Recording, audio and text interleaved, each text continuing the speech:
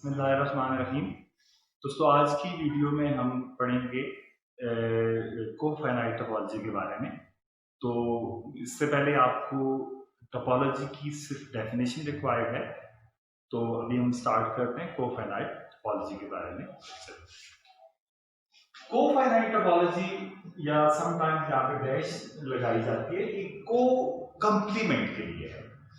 अब इसको मतलब मैं ये कह सकता हूँ एक्सप्लेन करने के लिए कि आप ये कह सकते हैं कि कॉम्प्लीमेंट फाइनाइट टोपोलॉजी।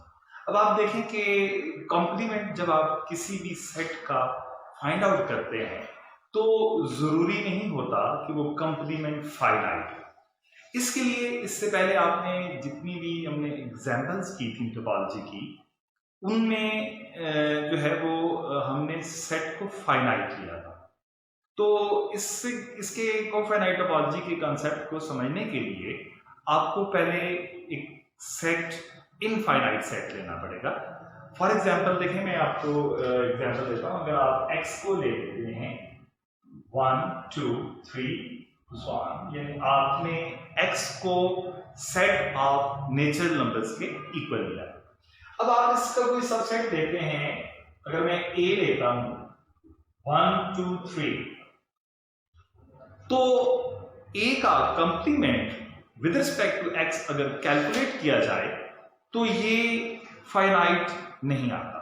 देखिए, a complement x minus a के इक्वल होगा, और इसका मतलब ये होगा कि x में से a के एलिमेंट्स को ड्रॉप करके बाकी जो एलिमेंट्स हैं वो लिखे जाए।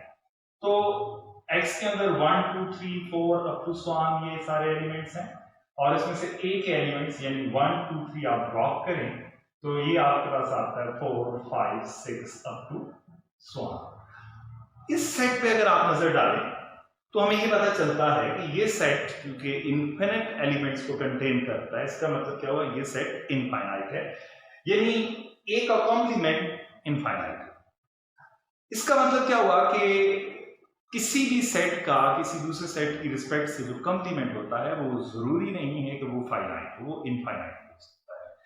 अब मैं डेफिनेशन की तरफ आता हूं। कोफाइनाइट टोपोलॉजी क्या चीज है।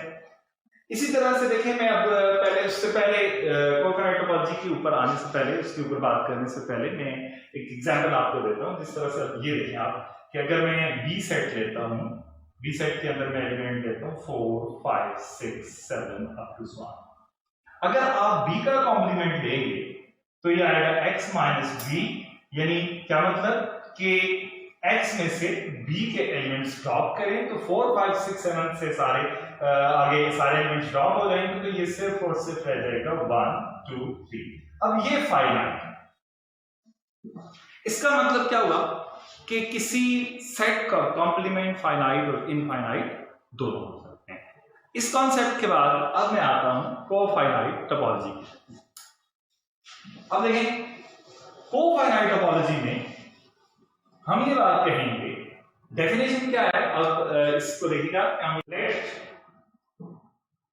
x be are non empty set. देखिए, डेफिनेशन के अंदर आगे बढ़ने से पहले मैं आपको ये बता दूं कि एक चीज नोट करें कि हमने यहाँ पे नॉन एम्प्टी गाइस के x के ऊपर हमने कोई रिस्ट्रिक्शन नहीं लगाई कि x फाइनाइट है या इनफाइनाइट। अब let x be a non empty set and top is a collection of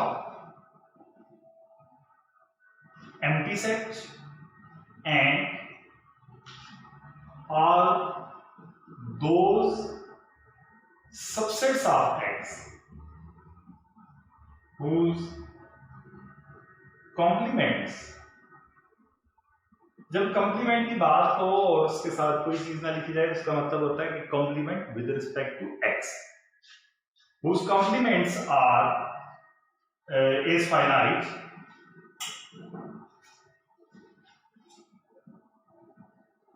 then top is a topology on x। अब हम इस बात को प्रूव करते हैं। देखिए, इसमें हमने ये कहा है कि टॉप के अंदर एक्स के वो सबसेट्स हैं जिनका या तो कंप्लीमेंट फाइनाइट हो या वो एम्प्टी सेट के इक्वल हो। अब इसको अगर आप लिखना चाहें मैथमेटिकली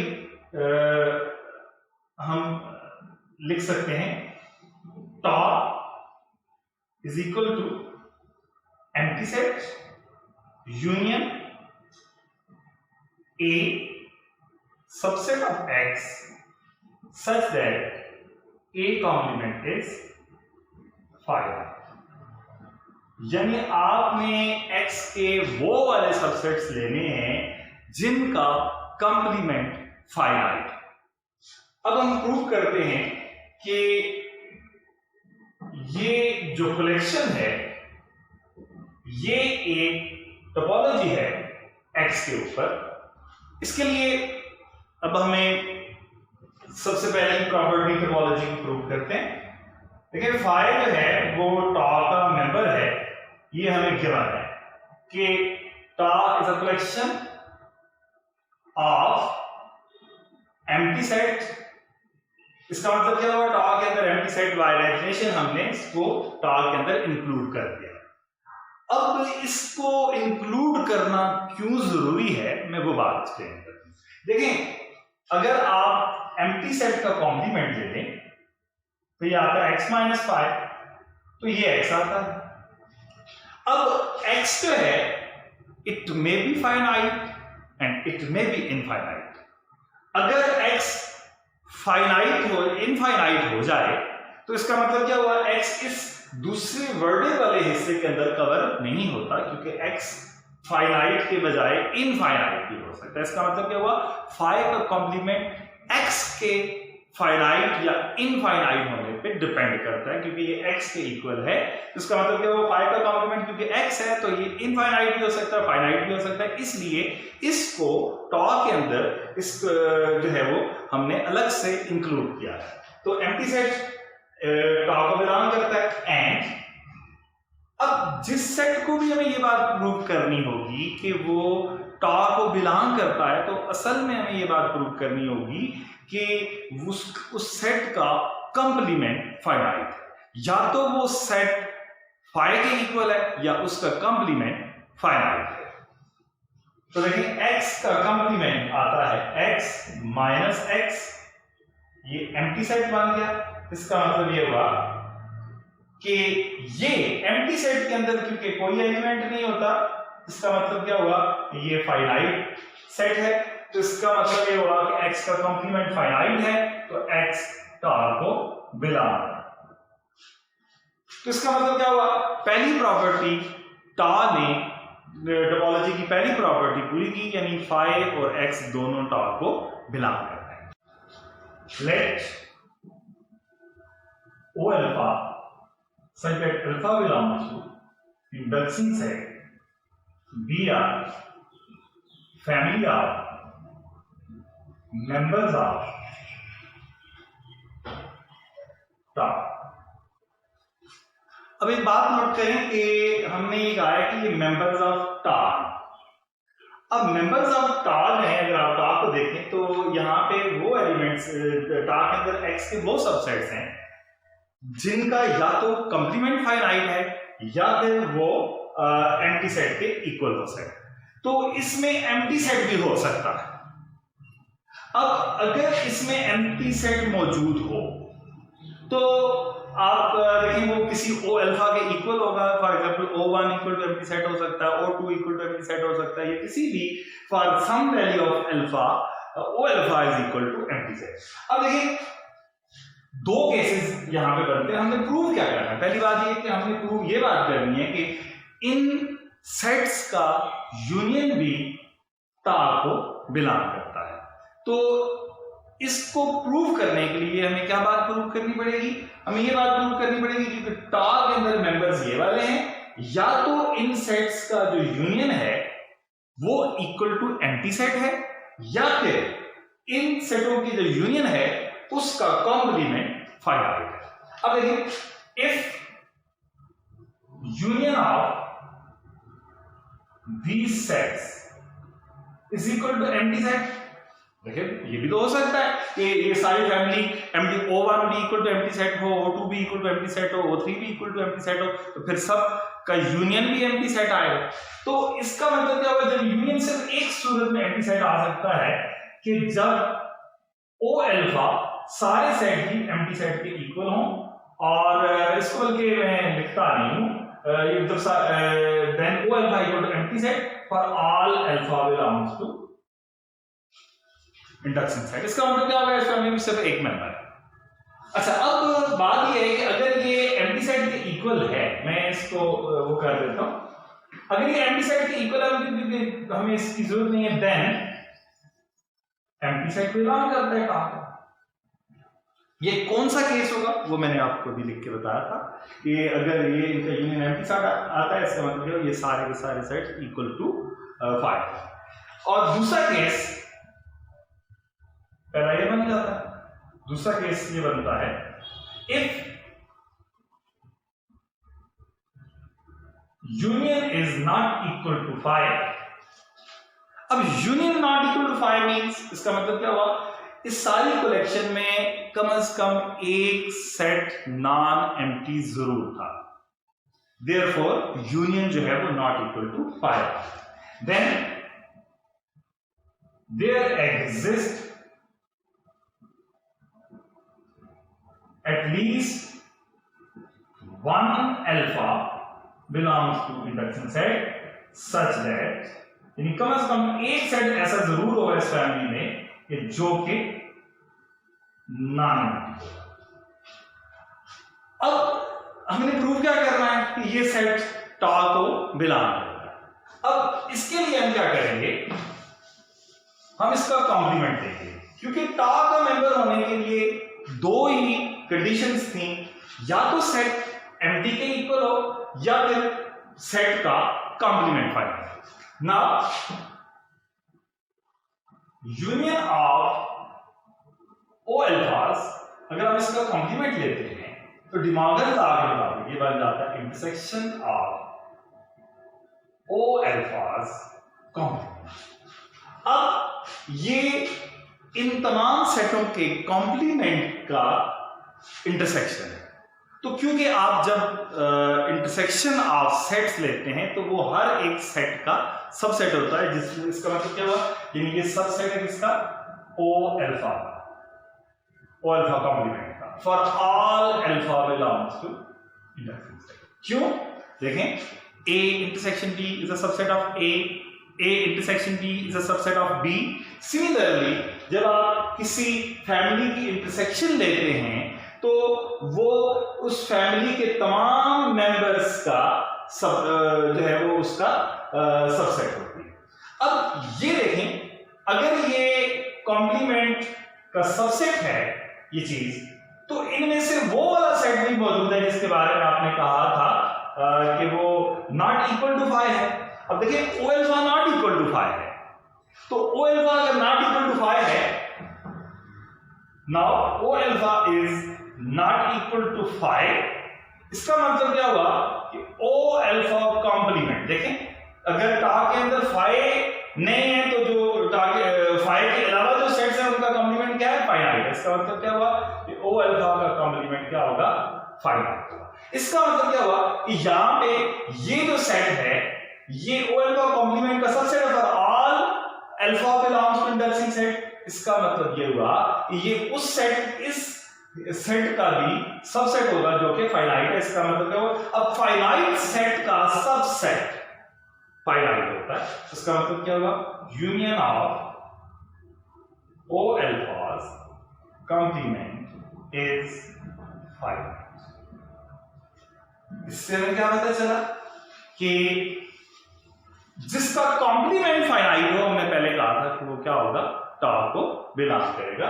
इसका मतलब ये हुआ कि यूनियन ऑफ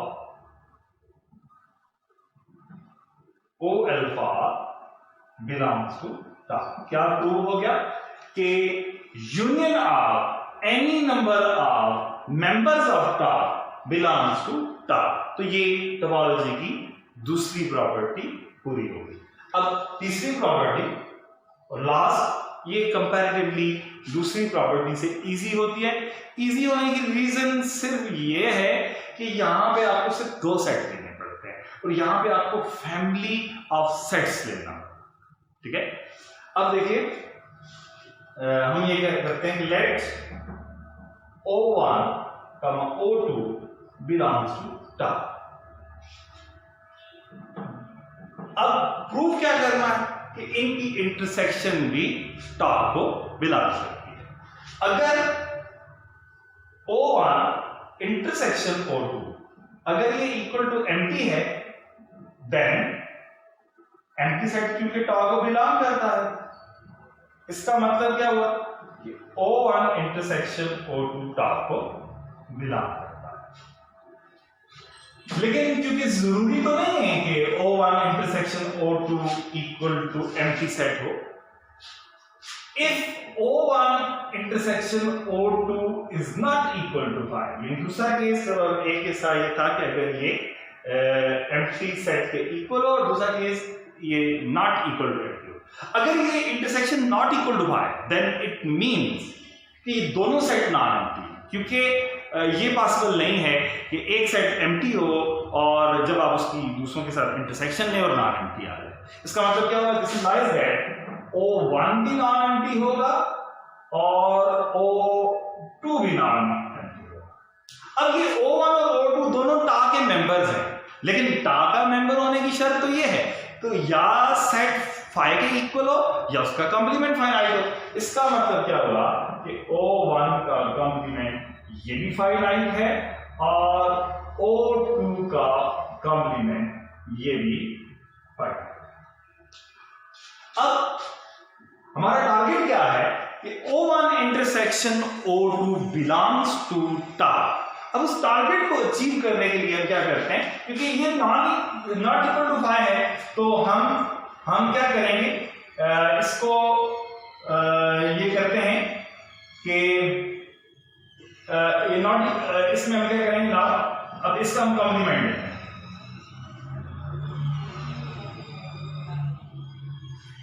इसका कॉम्प्लीमेंट नहीं ले आता है दिमाग में ला से O1 complement union O2 complement.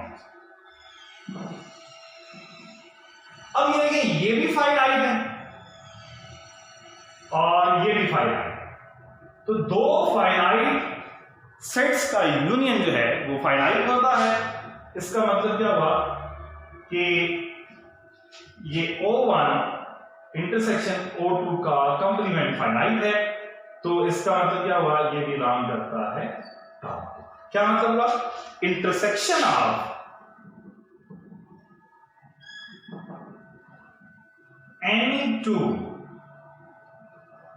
members of tar belongs to tar। इसका मतलब क्या हुआ, इस implies that tar is a topology on X। अच्छा, अब हम ये कहते हैं कि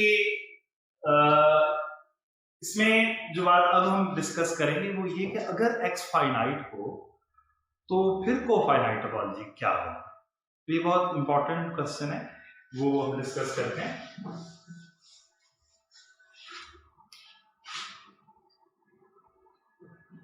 if X is finite then, अगर X फाइनाइट हो then for every subset A of X, A complement is equal to X minus A and it is subset of X and this is finite। तो इसका मतलब क्या हुआ कि ये finite हो जाएगा।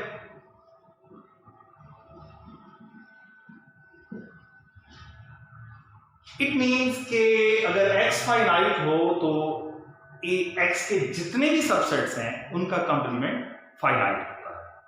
तो इससे हमें ये पता चलता है कि जो कोफाइनाइट टोपोलॉजी इस केस में है वो क्या होगी, कंसिस्ट करेगी X के तमाम पॉसिबल सबसेट्स को। तो अगर X के तमाम पॉसिबल सबसेट्स वाली टोपोलॉजी ली जाए तो उसको हम कौन सी टोपोलॉजी कहते थे, डिस्क्रीट टोपोलॉजी। यानी इसका मतलब क्या हुआ, इन दिस केस इसका मतलब ये हुआ कि this implies that in this case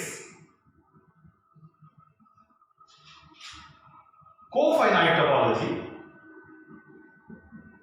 equal होगी, ये किस पे कंसिस्ट करेगी?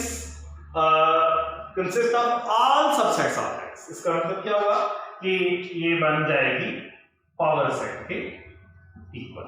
यहां से आप ये कह सकते हैं कि ये डिस्क्रीट टोपोलॉजी के इक्वल होगी। तो ये बहुत इंपॉर्टेंट पॉइंट, अगर x फाइनाइट होगा तो डिस्क्रीट टोपोलॉजी और कोफाइनाइट टोपोलॉजी सेम है। और इससे हमें ये पता चलता है कि जब कभी भी हम कोफाइनाइट टोपोलॉजी को डिस्कस करेंगे तो उसमें मोस्टली हमारी जो डिस्कशन होगी वो इनफाइनाइट सेट्स के बारे में होगी, क्योंकि अदरवाइज अगर x फाइनाइट हो तो कोफाइनाइट टोपोलॉजी जो है वो डिस्क्रीट टोपोलॉजी के इक्वल हो जाती है। ठीक है, तो इसका मतलब ये हुआ कि हमने आज के लेक्चर में, आज की वीडियो में जो है वो हमने क्या सीखा कि कोफाइनाइट टोपोलॉजी क्या होती है, और अगर x फाइनाइट हो तो कोफाइनाइट टोपोलॉजी डिस्क्रीट टोपोलॉजी के इक्वल होती है।